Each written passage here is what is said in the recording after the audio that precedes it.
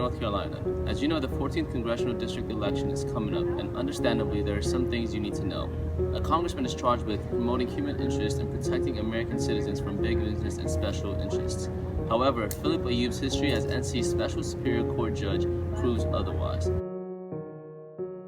In a 2009 case, Alphonse Madden, an African-American truck driver, left his company's truck unattended to avoid literally freezing to death.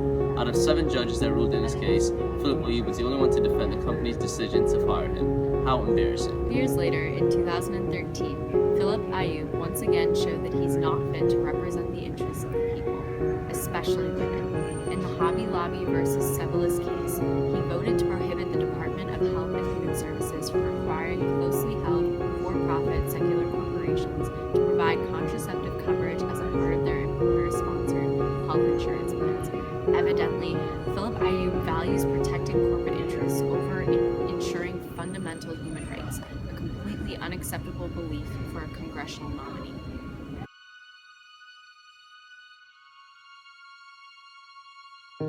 Public education is the greatest pathway to opportunity in America. It is one of the central pillars in society that shapes young minds and future citizens. Chris Cepeda wants no part in this narrative. He has sinister military interests in mind when our children's education should come first. He also thinks that public education does not serve national needs.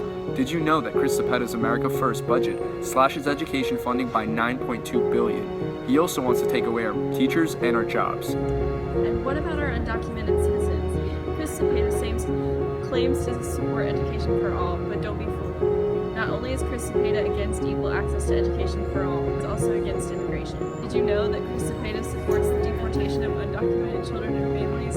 He wants to build a wall at the southern border of the United States and to deny undocumented immigrants from obtaining work permits. Families will be split, children will lose access to education, and lives will be altered forever if Chris Cepeda is